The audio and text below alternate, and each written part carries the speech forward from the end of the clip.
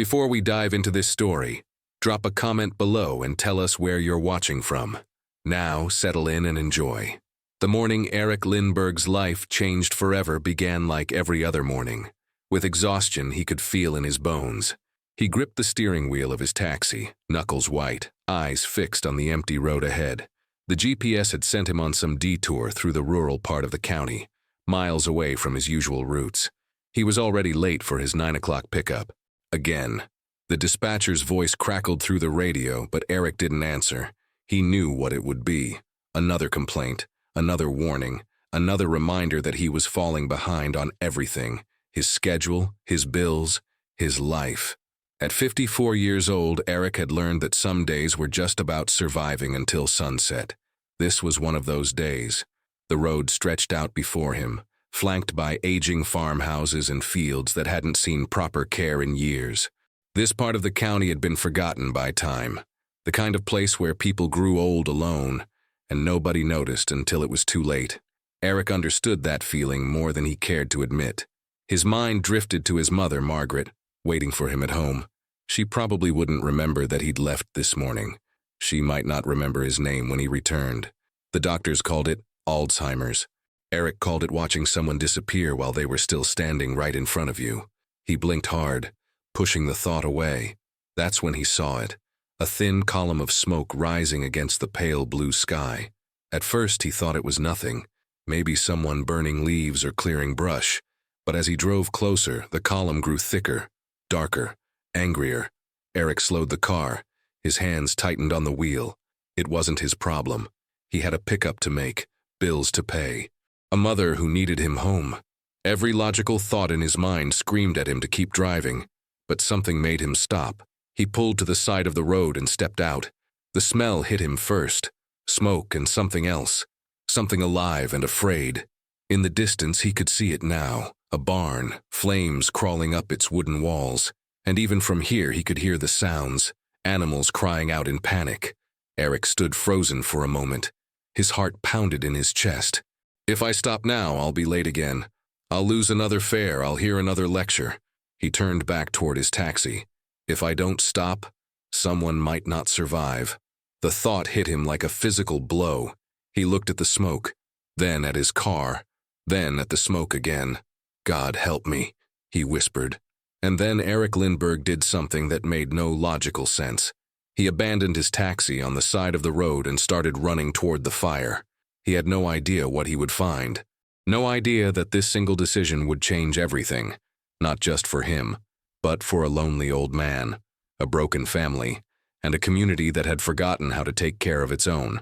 All he knew was that someone needed help, and for reasons he couldn't explain, he couldn't look away. Erik ran faster than he had in years. His lungs burned, his legs ached, but he pushed forward, driven by the sounds growing louder with every step. When he reached the farm, he stopped cold. The barn was engulfed. Flames climbed the old wooden walls, crackling and roaring like something alive. Smoke billowed into the sky, thick and black. The heat hit Erik's face even from 30 feet away. But it wasn't the fire that froze him in place. It was the animals. Cows trapped inside, their desperate cries piercing through the roar of flames. Sheep running in circles, looking for an escape that didn't exist. Chickens scattered across the yard in pure panic. And a dog, a golden retriever, barking frantically, running between the barn and the farmhouse as if trying to wake someone up. And then Erik saw him, an old man standing in the middle of the chaos, just standing there, not running, not shouting, not doing anything at all. He was watching the fire like it was a television show, like it had nothing to do with him. "Sir!" Erik shouted, running toward him. "Sir, we need to get out of here." The man didn't respond, didn't even turn his head. Erik grabbed his arm. The old man looked at him with cloudy, confused eyes. There was no fear in them, no urgency, just emptiness. Something was very wrong, but there was no time to figure it out. The barn groaned, timbers cracking, animals screamed. Erik made a decision. He ran into the fire. The heat was unbearable. Smoke filled his lungs instantly. He couldn't see more than a few feet ahead, but he found a latch, pulled it open, and watched 2 cows stumble out toward safety. He went back in, found the sheep, pushed them toward the door. back again, grabbed a crate of chickens. His eyes watered. His skin felt like it was melting. He knew he couldn't make many more trips. When he finally stumbled out for the last time, coughing and gasping, the barn collapsed behind him with a thunderous crash. Eric fell to his knees in the grass. The old man was still standing in the same spot, the dog now pressed against his legs. And in the distance, finally, Eric heard sirens. But one question echoed louder than all of it. Who was this man? And why didn't he try to save himself? Eric sat in the grass, chest heaving, smoke still burning in his lungs. His hands were shaking, his clothes were singed, but he was alive. The old man hadn't moved. He stood exactly where Eric had found him, staring at the smoldering ruins of the barn, like he was watching clouds drift by. The golden retriever sat at his feet, whimpering softly, pressing his body against the old man's legs. Eric pushed himself up and walked over slowly. "Sir, are you hurt?" No response. "Sir, can you hear me? What's your name?" The old man turned his head. His eyes met Eric's, and for a moment, something flickered there. Recognition, but not of Eric. "Martha." The voice came out cracked and dry. "Martha, you came back." Eric's stomach tightened. "Sir, I'm not—" "I knew you would." The old man reached out and grabbed Eric's hand with surprising strength. His eyes glistened with tears. "They said you were gone, but I waited. I knew you'd come home." Eric didn't pull away. He couldn't. He understood now. This wasn't shock from the fire. This was something else. Something he recognized from countless nights sitting with his own mother, watching her look at him like a stranger. "What's your name, sir?" Eric asked gently. "Thomas." The old man smiled, still holding Eric's hand. "Thomas Hale. But you know that, Martha. You've always known that." Eric swallowed hard. Whoever Martha was, she clearly wasn't coming back. And Thomas didn't understand that anymore. The sirens grew louder.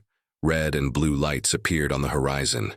Eric stayed right where he was, holding the hand of a man he'd never met, pretending to be someone he'd never known. Because sometimes that's all you can do. The dog looked up at Eric and wagged his tail once, as if to say thank you. And Eric wondered, where was Thomas's real family? And how had this man ended up so alone? The ambulance and fire trucks arrived in a storm of noise and flashing lights. Paramedics rushed toward Thomas. Firefighters surrounded the smoldering barn. Suddenly, the quiet farm was chaos again. Eric stepped back, letting the professionals take over. His job was done. He could leave now, go back to his taxi, make up some excuse for the missed fare. But his legs wouldn't move. He watched as a paramedic checked Thomas's vitals. The old man sat on a stretcher, still confused, still asking for Martha. The golden retriever refused to leave his side, and eventually the paramedics stopped trying to push him away. Eric leaned against a fence post, exhaustion hitting him all at once. When was the last time he slept more than 4 hours? He couldn't remember. When was the last time he ate a real meal? Yesterday, maybe, or the day before. Time blurred together when you were running on empty. His back ached constantly now. The doctor had told him to rest, to take it easy. Eric had laughed at that. Rest was a luxury for people who had someone else to carry the weight. He thought about his mother. Right now, she was home with a caregiver he could barely afford. Last month, he'd considered selling the taxi. It would have meant the end of everything. His income, his independence, his ability to provide. But the medical bills kept coming, and the numbers never added up. 3 nights ago, Margaret had woken at 2 in the morning, crying for her husband. Eric's father had been dead for 15 years. Eric had held her hand until sunrise, then driven his first fare at 6 with sandpaper eyes. Nobody asked how he was doing. Nobody noticed the weight he carried. That's when a police officer approached him. "Sir, can I ask you a few questions?" Eric nodded. "What were you doing here this morning?" "Just driving by, saw the smoke, stopped to help." The officer wrote something down, his face unreadable. "You don't know the property owner?" "Never met him before today." The officer looked at Eric's singed clothes, his soot-covered face, his taxi parked crookedly on the road.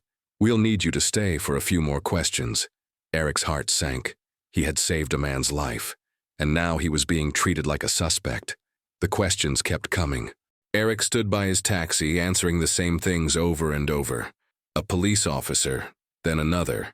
Then a woman with a clipboard who said she was from county services. You just happened to be driving by? Yes. You don't know Mr. Hale personally? No. And you ran into a burning barn for a complete stranger? Eric paused. When she said it like that, it did sound strange. Someone needed help, he said simply. I helped. The woman wrote something down. She didn't smile. She didn't thank him. She just moved on to the next question. Eric understood. He'd seen this before, in hospitals, in government offices, in every institution that was supposed to help people but ran on paperwork instead of compassion. The system wasn't cruel. It was just cold. A firefighter walked past, shaking his head as he surveyed the property. This place has been falling apart for a while, he muttered to a colleague. Look at those fences. Look at those piles of unopened mail by the door. This man shouldn't have been living alone. Eric looked toward the farmhouse. The firefighter was right. The signs were everywhere. Peeling paint, broken shutters, weeds overtaking the garden. This wasn't neglect that happened overnight. This was years of slow decay that nobody bothered to see. A younger woman arrived in a county car. Social services. She was efficient, typing rapidly on a tablet, making calls, filling out forms. We've located family, she announced after 20 minutes. 3 adult children. We're contacting them now. Eric should have felt relief. His part was over. He could go. But something kept him rooted to the spot. He watched the social worker make the call, watched her explain the situation, the fire, the confusion, the father who could no longer care for himself. And then he heard the voice on the other end, tinny and distant, but clear enough. Is he okay? I mean, legally, are we responsible for anything? Eric's chest tightened. That was the first question. Not, is my father hurt? Not, what does he need? But, what does this mean for me? Miles away, phones were ringing. Lives were being interrupted, and 3 adult children were learning that the father they'd forgotten was in trouble. Robert Hale, 48, was in a Chicago high-rise when the call came. He stepped out of a conference room, pressed the phone to his ear, and listened. A fire. Is he injured? He loosened his tie, rubbed his forehead. Look, my father has always been stubborn. Independent, he never asked for help, not once. I called him at Christmas, he said everything was fine. What was I supposed to do, call him a liar? He hung up and stared out the window at the city below. Somewhere in the back of his mind, a small voice whispered, when was the last time you really listened? In Minneapolis, Linda Hale, 45, nearly dropped her phone into the kitchen sink. Dementia? Nobody told me about dementia. I was there for his birthday last year. He seemed fine.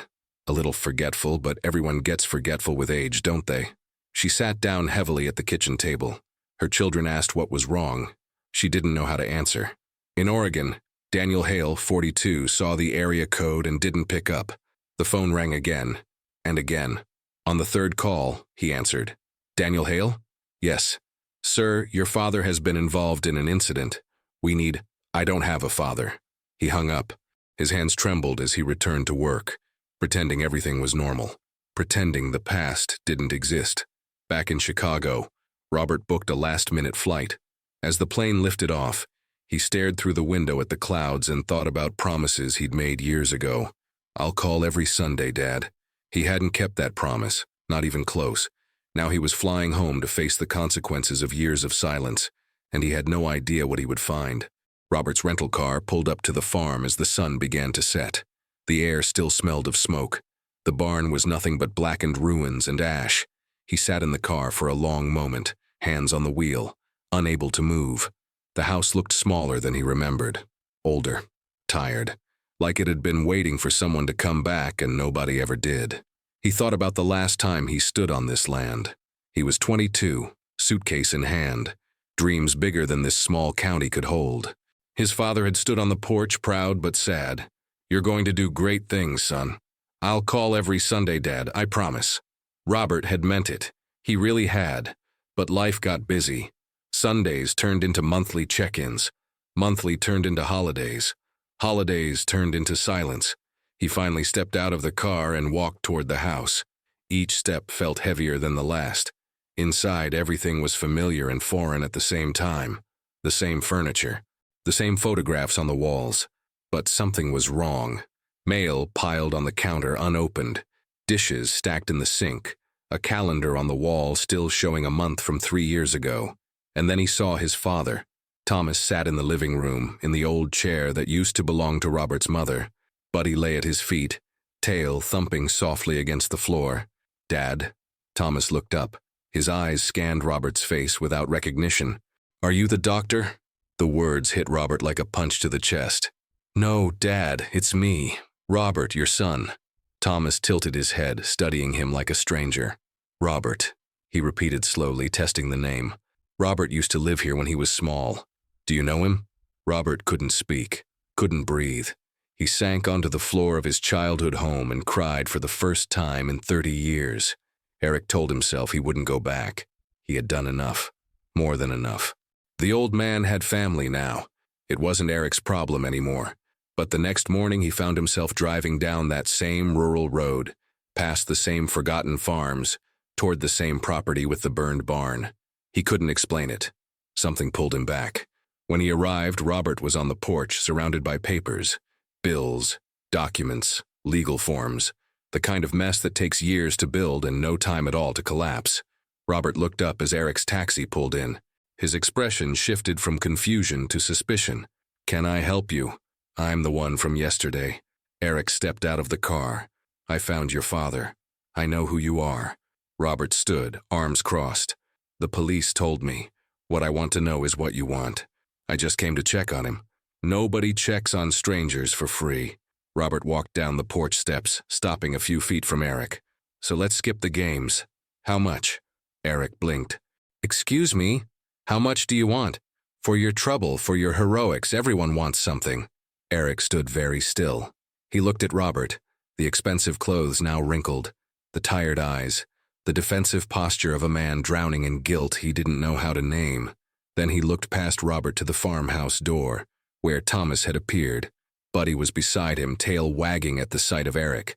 "How much do I want?" Eric repeated quietly. "That's what I asked." Eric took a slow breath. When he spoke, his voice was calm but heavy. "I already pay too much. Every single day." Robert had no response to that. They stood in silence until Thomas shuffled forward, smiling at Eric like an old friend. "You came back," Thomas said warmly. "I knew you would." Robert watched his father reach for a stranger's hand. And the question that burned in his chest was one he couldn't ask out loud. Why did his father trust this man more than his own son? Buddy hadn't left Thomas's side since the fire. He slept at the foot of the bed. He ate only after Thomas ate. He followed every shuffling step the old man took, as if afraid that looking away for even a moment might mean losing him forever. Eric noticed it right away. The bond between them was something deeper than pet and owner. "That dog saved his life," Dorothy Miller said when she stopped by that afternoon. She was 68, a neighbor who used to be close with Thomas and his late wife. Buddy kept barking until someone finally came. If it wasn't for him. She didn't finish the sentence. She didn't need to. Eric knelt down and scratched Buddy behind the ears. The dog looked up at him with trusting eyes, tail wagging slowly. "Good boy," Eric whispered. "You did good." Linda arrived later that day, rushing through the door like she could fix everything with enough energy and motion. She cleaned things that didn't need cleaning, organized things that were already organized, talked too fast about plans and solutions and next steps. Eric recognized the behavior. It was what people did when they didn't know how to face their own guilt. Late in the afternoon, Linda wandered into Thomas's bedroom, looking for something useful to do. Under the bed, she found an old box covered in dust. Inside were letters, dozens of them. Envelopes yellowed with age, some sealed, some open. All of them addressed to her, to Robert, to Daniel. None of them ever sent. Linda picked one up with trembling hands. Her name was written on the front in her father's careful handwriting. She couldn't bring herself to open it. Linda sat on the edge of her father's bed, the letter trembling in her hands. Finally, she opened it. "Dear Linda, today is your birthday. 43 years. I remember the day you were born like it was yesterday. Your mother cried with joy. I cried too, but I hid it, because fathers weren't supposed to cry back then. Foolish of me. Now I cry all the time. Missing you does that. Are you happy? Do your children know who I am? I think about them every day, even though I barely know them. I send love from here, even if it never arrives. Your father, Thomas. Linda couldn't breathe. The tears came before she could stop them. Robert found another letter, addressed to him. Robert, I know you're busy. Important lawyer, your mother was always proud. I am too. I just wish you would call more. Not to fix anything, just to talk. I miss your voice. When you were small, you told me everything. Now I call and you're always in the middle of something. I understand. Life is like that. But sometimes, son, we need to stop in the middle of things. Love, Dad. Robert read it in silence. Then he walked outside and stood alone for a very long time. But it was the last letter that broke them both. The handwriting was shaky, uneven, full of mistakes. Dear family, I tried to write, but the words don't come right anymore. I know something is wrong with me. I forget things. I forget names. Sometimes I forget where I am. Buddy helps. He knows when I get lost. I don't tell you because I don't want to be a problem. You have lives. I had mine. I just wanted to say I love you. Always did. Even when I forget, the love don't go away. Thomas. Linda looked at Robert. Neither could speak. In Oregon, Daniel Hale sat alone in his small apartment, staring at an old photograph. It showed him at 18, standing beside his father in front of the barn, both of them smiling, both of them covered in hay and dirt from a long day's work. Back when everything was simple, back before it all fell apart, Daniel had been the one who stayed. While Robert chased success in Chicago and Linda built her family in Minneapolis, Daniel worked the farm alongside Thomas. They were close, closer than brothers. Then their mother got sick. Cancer. It moved fast. Thomas insisted on caring for her at home. No hospitals, no specialists. Just love and dignity in the place she'd lived her whole life. Daniel wanted to fight. He wanted doctors, treatments, anything that might give them more time. You're letting her go, Daniel had shouted one terrible night. You're giving up on her. I'm respecting her wishes, Thomas replied, his voice steady, but his eyes shattered. This is what she wants. Martha died a week later, peaceful, at home, holding Thomas's hand. But Daniel couldn't forgive. Not his father, himself, because deep down, he knew Thomas had been right. It was easier to be angry than to face that truth. If you can't look at me without seeing her, Thomas said at the funeral, then maybe it's better if you go. So Daniel went. 20 years of silence, 20 years of running from his own guilt. Now he sat holding a plane ticket, bought 3 hours ago. His hands wouldn't stop shaking. I didn't run from him. I ran from myself. The flight left in the morning. He still didn't know if he could board it. Eric came home late that evening, exhausted in ways sleep couldn't fix. The house was dark. The day nurse had left at 6. It was almost 9 now. Mom. He found Margaret in the kitchen, sitting alone, staring at nothing. The lights were off. The room was cold. Mom, what are you doing in here? She turned to look at him. Her eyes were empty, unfamiliar. Who are you? The question he heard almost every day. But tonight, after everything, it cut deeper than usual. It's me, Mom. Eric, your son. I don't have a son. Eric closed his eyes, breathed. He knew the routine. Don't argue. Don't correct. Just redirect. Are you hungry? Let me make you something. He prepared a simple sandwich, sat with her at the table, watched her eat in silence. She looked at him occasionally, curious but distant, like he was a kind stranger who had wandered into her home. He thought about all the years she had carried him, working 2 jobs after his father left, cheering at every school event, holding him together after his wife died. I'll always be here for you, son. Now she didn't even know his name. After dinner, Eric helped her to the living room. She stopped at the window, looking out at the stars. Eric. He froze. Her voice was different, clear. He turned. Her eyes were focused, present. For one brief, beautiful moment, she was there. You look so tired, my boy. He rushed to her, took her hands. I'm okay, Mom. You always say that. She touched his face. I'm sorry for all of this, for making you, and then it was gone. The light faded. Her eyes clouded. You're very kind, she said softly. What's your name? Eric didn't cry. Not in front of her. Never in front of her. Later, alone in the kitchen, he finally let himself break.